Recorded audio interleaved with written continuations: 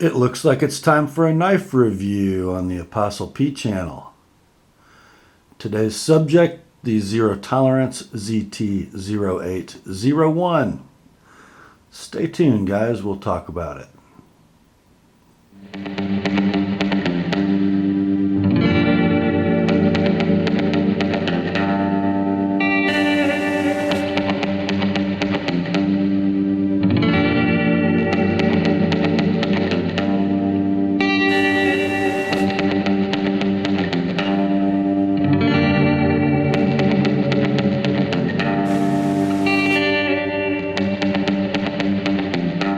Hi gang, Rob here. It is the morning of 17 January 2014.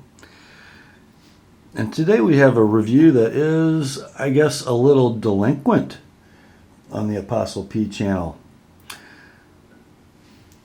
The knife we're going to look at today is the Zero Tolerance ZT0801, a knife that was released just about a year ago, unveiled at SHOT Show 2013.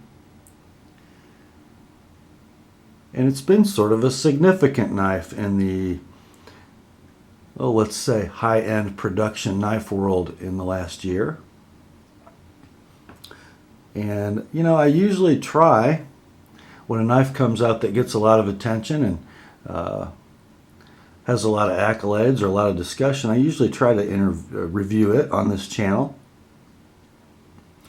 And this is one that I guess is a little late coming. And there are reasons for that. I have to tell you that when I first saw video and pictures of this knife and heard what made it tick, I was pretty interested. But for those of you who kind of watch this channel a little bit, you also know that I have this long-standing sort of love-hate relationship with Kershaw and Zero Tolerance. There have been a lot of knives produced by Kershaw and ZT that I've been pretty excited about, have even purchased. And upon further inspection, upon close inspection, I've found them to be wanting in some critical areas. I get excited about a new ZT or a new Kershaw, and I buy it and it sort of lets me down in some critical ways. And the last batch of these knives were the Hinderer knives, the 550, the 560. And I had a couple of these in hand, owned a couple, and they let me down in some areas. And I was really hoping that the 801 would not exhibit some of the same issues I've had with ZTs. And we're going to talk about how this one performs. But let's first get out of the way some specifications and kind of look at it comparatively against some other knives that are, let's say similar, so you can get an idea what you're dealing with. Sometimes it's a little bit hard to visualize or understand how a knife is going to be in hand and in pocket just by hearing the dimensions, but we'll start with the dimensions. What we have is a 3.5 inch drop point blade, flat ground from about 3/4 of the breadth of the blade down, made of LMAX steel. LMAX is a steel that is extremely high quality, known for its edge holding and ability to take a keen edge, also known not to be heat treated extremely well by Zero Tolerance. And I'll not be able to address that issue in this review. It's not my knife. It's one that belongs to a customer, my customer Douglas from Bloomington, Indiana, I believe. So it's not going to get a long-term test. I won't be able to tell you whether Zero Tolerance has done the heat treat well and not wrecked it in finished grinding. But feel free, guys, if you own one of these knives, to weigh in on that particular topic and let us know how your 801 is performing for you. The frame is made from two sides of 6AL4V titanium. beautifully machined, as ZT always seems to do. When it comes to machining a knife and its components, this is absolutely the strong suit of Kershaw and ZT. The frame length on this knife is 4.7 inches, so that is its closed length. And the overall length, do the math, 8.2 inches. The weight on this thing, and you guys are going to have to make your own judgments here. What we have, I think, is a large EDC blade, large utility knife. I don't know that it's really designed to be a tactical folder, although I think it could do well in that role. I think it's more of a sort of a high-end carry knife. It is an impressive looking, rather dressy knife with some detailed machining that, make it kind of a striking knife. But for a carry knife, should it really weigh 5.8 ounces, which is how much this knife weighs? Not a knife that really, as you look at it, would you think, boy, I'd really like to, take that out into the warehouse and pry skids to break them down. It's really more dressy than that, but it's also maybe dressy enough that you're going to have this knife with you on occasions where, weight isn't a huge concern. It does ride in the pocket well with this deep carry ZT clip, which is reversible tip up, left, or right. And if you saw my video on the 550, you'll know that this knife will not have some of the clip attachment issues that the 550 did when carrying left-handed, because it has a full thickness scale on the show side instead of having those super thin liners which were necessary to anchor the screws. In this case, we've got full thread depth on a pretty thick slab of titanium. That will not be an issue for you lefties. But it is pretty heavy, as I said, for a 3.5-inch knife. The deployment mechanism for this knife is flipper only. No thumb studs at all, and it does ride on Kershaw's KVT system, which are washer captivated ball bearings. And if I can get the light right, you might be able to see the edge of that blue washer through the lock cutout. Now, let me give you some comparisons for size so you kind of know where this knife falls. And as I do this, sort of tell you the story on why I don't own one.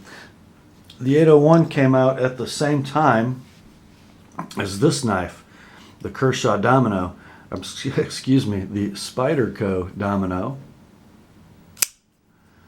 Very similar knives in construction. Both are on bearings, both are flipper only, both are titanium frame locks, both use high quality steel, but they're not quite the same size, are they? Let me see, I've got to flip this one over because I've got it mounted got the clip mounted for me. The lefty orientation. As you can see with the, the perspective of the camera is going to throw us off a little. Let me turn them this way so you can actually see that the ZT is a bit longer in frame. It's also going to be longer in blade length. Let's get them opened up so you can see. There you go. I think we've got these handle butts in about the same place, but as you can see, the Domino has a 3 1/8 inch blade compared to the 3.5 inch blade of the 801. And let's look at the thickness. Both in handle thickness and in stock thickness, the 801 is a little bit beefier, certainly as we get out to the tip. So it would at least be perceived as a little more heavy-duty knife than the Domino. But I think another knife that sort of came to prominence in the last couple of years that it is much more comparable to is the Lion Steel SR1A. The handles are just about the same length.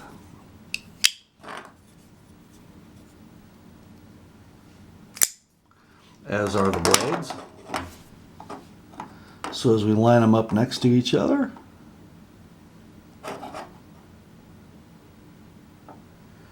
they're just about identical. Pretty comparable in weight also, but again, the Lion Steel a little bit lighter knife than the 801. Almost an ounce lighter.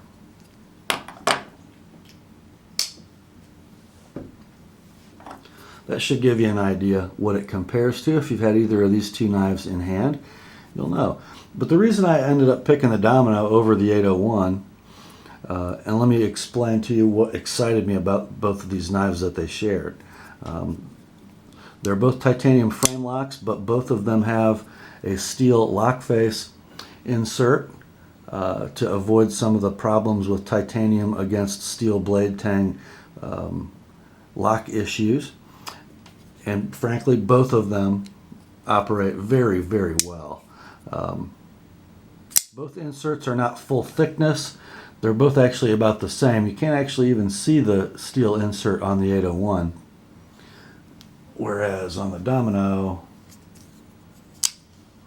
the insert is also what you use to release the lock. So you can see the stock thickness of the steel on the Domino. You really can't on the 801, but they're very similar.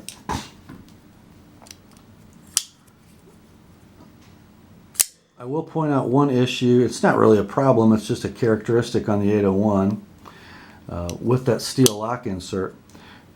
ZT has decided to use a very gradual slope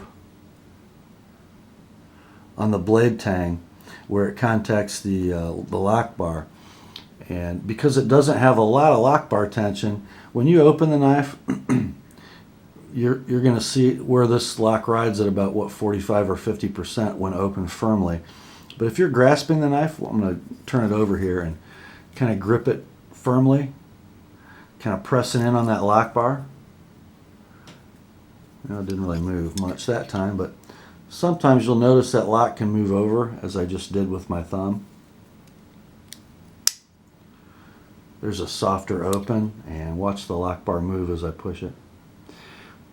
It will sort of move a little bit, maybe from 40 to 60%. However, I've never been able to make it slip with negative force applied because of that gradual slope. That's not really a problem, it just is what it is.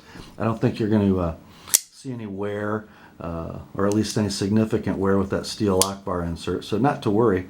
The lock is very, very secure. So that was one characteristic, the steel lock interface on the titanium frame lock, that excited me about both of those knives. The other was their excellent flipping action. Great detent, great flipper geometry, very easy to deploy. And this knife I've got set up pretty tight, and we'll go into why as this review progresses. But very much the same. Great flipper action on the Domino as well. Whether you pull back or whether you sort of light switch it by a push. And the same on the on the 801. There's a pull back, and there's the push button.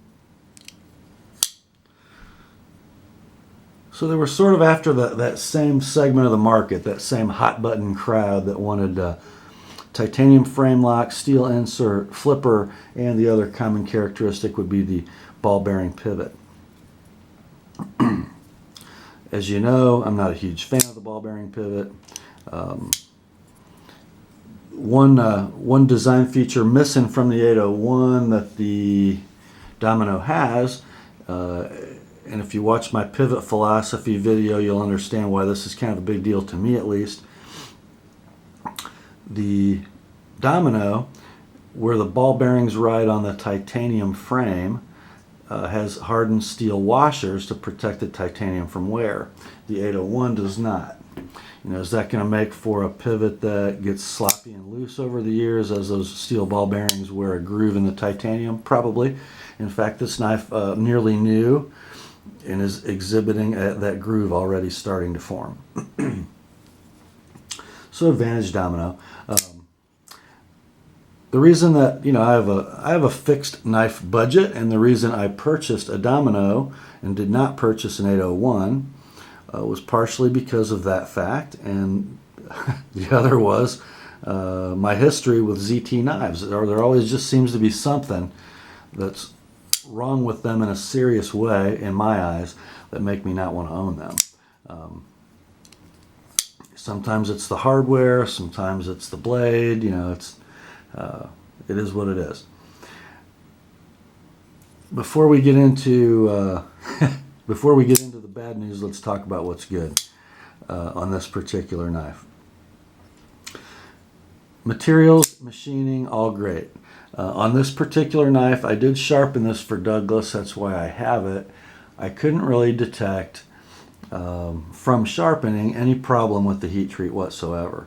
It'd be hard to pick up on camera, but Elmax does not take a very good polish, and if you look closely at this one, it's just got very low grindability. Although it looks like pretty much a mirror edge, there are some hazy spots in it that just aren't coming out. One of which occurs about here, and that's due to the the grind at the base of the blade, which sort of acts like a recurve because there is no sharpening notch. So you're actually riding up a slope at the base of the blade and coming down, which is going to give you that area that is very hard to sharpen right about here if you're using an Edge Pro system with a 2-inch wide stone. And we've talked about that issue before. And so it is a little bit difficult to sharpen because of the lack of a sharpening notch. Would have been pretty easy to put one in. I wish they had, but they didn't. I think that's more of a design trade-off than anything else. The Todd Rexford design really dictates having no notch. It's just a sort of a smooth transition from plunge grind into cutting edge. Just a choice I don't like. But blade steel appears to be intact. I didn't really see any difference in performance in how it sharpened from the thick part of the blade up to the tip where they're usually burned. I think this one's okay. And maybe Douglas, as you use it, let me know how it's performing, how it's holding an edge, and we'll be able to maybe do an addendum to this video. We talked about how good the flipping action is. Let's talk about how it is in hand. In a saber grip, although there is no jimping and the thumb does struggle for traction on the spine of the knife, you do have the finger guard that's enhanced by the flipper mechanism to keep your hand in firm control of the knife. And that grip is very comfortable. There is some tactile traction given by these deep grooves milled into the handle, like that. Let's see, in the hammer grip, it's very hand-filling. No ridiculous jimping here on the underside of the knife, like is present on the 560. That wrecks the comfort of your hand on the knife in a hammer grip. In the reverse grip, pretty good. I will say the thumb kind of searches for something to do, and it doesn't really wrap well around this pointy end of the knife, and if you tuck it under, the clip does sort of bother it.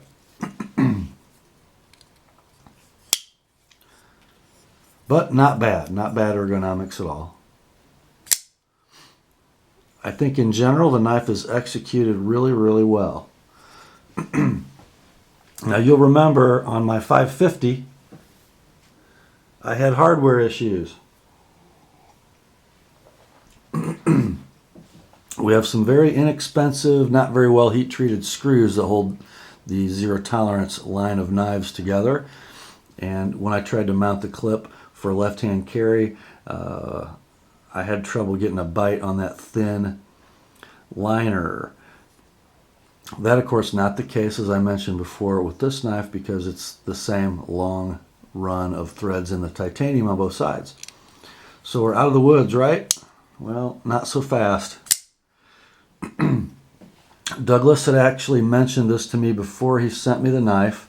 He was having horrible problems with his pivot loosening. He had tried Loctite. In fact, as I found out, lots of Loctite. He would put the knife together or set the pivot how he wanted it for action, and he would flip it 10 to 20 times, and he would notice that what he would notice is that the blade started to hit the offside scale because the lock pressure was pushing it that direction. The reason it was hitting is because the pivot was loosening. It was loosening a lot. And, you know, frankly, guys, I kind of thought he was crazy. I thought he was maybe trying to set the knife up too loose. And he was having issues. And I even told him, I said, on these ball bearing knives, you have to put them together pretty tight. The bearings want to be tight. And you're not really looking for, you're not depending on the looseness of the pivot assembly to give you your free blade movement. The bearings are doing that work for you, so put it together tight. And he said, okay, I'll try that. He did, wrote me back, said, no, it's still coming loose. So when I got it, and I told him I'll do the best I can with that. When I got it, I tightened the pivot fully, started flipping it, and sure enough, after 10 to 20 flips, pivot was loose. Blade centering was moving all the way over. I thought, I'll clean all the old Loctite and the oil off there, and when I get done sharpening it and clean it out and lube it, I'll put it back together dry with fresh blue Loctite, and it'll be fine. Well, I did that. And after 10 to 20 flips, it was loose again. Had this problem recently in a very similar pivot, didn't I? In the Lion Steel SR1A, I talked about difficulty in making a pivot tight. I found a common design feature that contributes to this problem. What we have on this side is a female cup pivot with internal threads. On this side is the male threaded pivot. Now on most Zero Tolerance and Kershaw knives, the female side of the pivot doesn't look like this. It normally looks like a hex.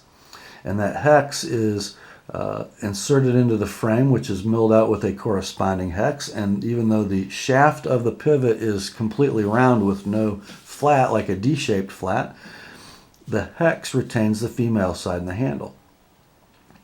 Because ZT opted for a more custom appearing pivot, they did away with their standard hex and their round heads on both sides of the knife, still with no D-shaped shaft.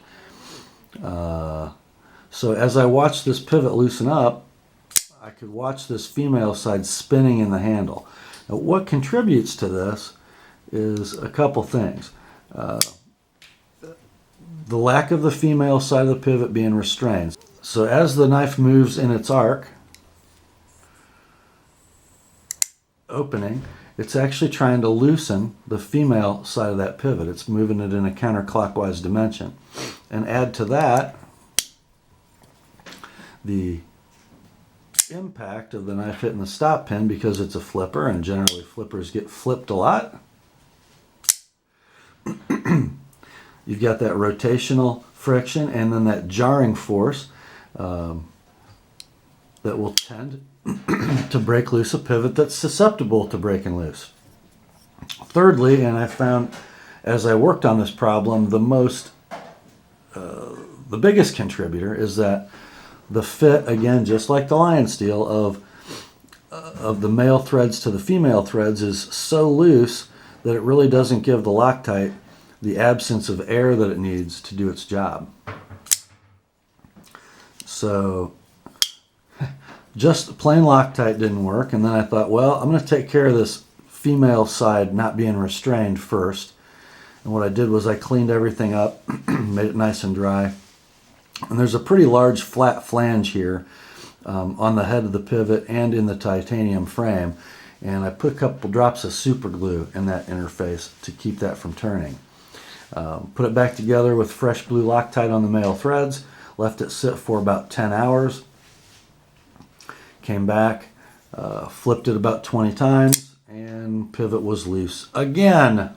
Now, the female side did not break loose. The super glue did its job, but there's just not a good enough thread fit for that blue Loctite to do its job. So what I did was my final idea. I didn't super glue the threads. What I did do was wrap those male threads with about 5 or 6 wraps of Teflon tape. So much Teflon tape that I had trouble getting the threads started. Actually, the first time I did it, I didn't wrap enough tape and it came loose. The second time I wrapped more, put it together, and as you can see, before I did the video and while we've been watching, I don't know, I've probably got over 100 flips on this knife. And it's put together tight, and because of that, the blade centering actually favors the lock bar side still. And just from my experience with this knife, as it loosens, it will move over that direction. And I can tell you, without even putting a wrench on it, which I will do anyway, that this pivot is not moving. Let's see, I'm going to apply a little torque to the tight side, and it's still tight. However, a lot of guys like to set these up so they just fall freely into the handle. I wouldn't do it with this knife because the pivot's probably going to come loose. So, sorry for that long-winded description of yet another, well, let's just face it, quality problem with a zero tolerance knife. I don't know if any of the rest of you guys who are watching have had this issue with yours, but you know, when you're paying $200 or so for a folding knife with an adjustable pivot, you really do expect, don't you, that it should be able to be set up so that the pivot doesn't come loose with normal use. I don't know. I don't understand sometimes. I just don't. Once again, I will make the case that even if they have great machining, and even if they use top-notch materials, and even if they hire big-name designers, there always seems to be that one ingredient of a ZT knife that's just not ready for prime time.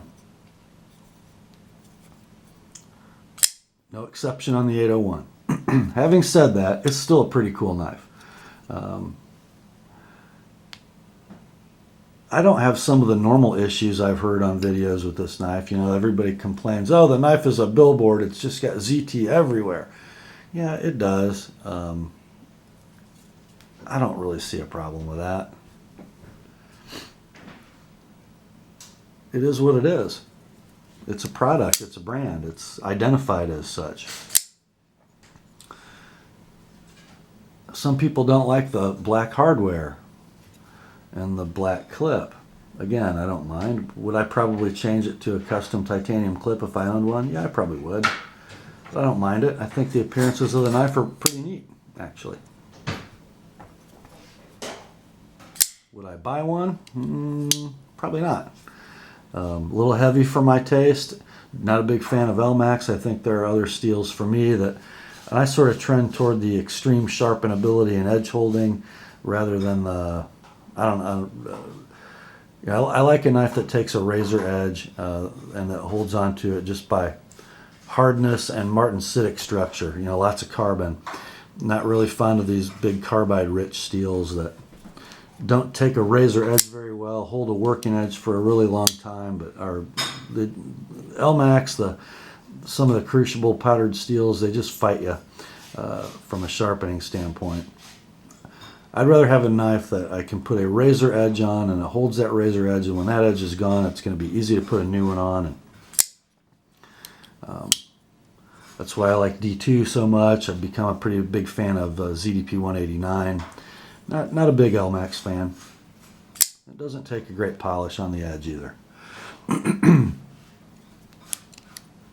But I gotta say, to date, of these, $160 to $220 titanium frame locks that ZT has come out with here in the last couple years, this is the best one I've seen. It really, really is. So aesthetics aside, I think they got most of the execution right. Although, if you're pressing on that lock bar when you try to open the knife, that detent is so strong it's just not coming open. Let's take a look how my index finger is doing after some flips. It wears you out a little bit. By the way, while I was doing my flipping testing to see how I was making progress with that pivot, I did fail to get my index finger out of the way. That's why you haven't seen me use the knife left-handed much in this video. It cut me and I don't even own it. Not a good deal. Well, that's it, guys. You've heard and seen my impressions and my journey with this ZT0801. Pretty decent knife, gotta say. With one tiny little problem that shouldn't be there. I think, Douglas, it's going to come back to you sharp and operating as well as it can. I thank you for sending it in so I could take a closer look at it, and my viewers do as well. Thank you guys for watching. Grace to you and peace from God our Father and the Lord Jesus Christ. And remember, the word in Douglas's 801 are sharp.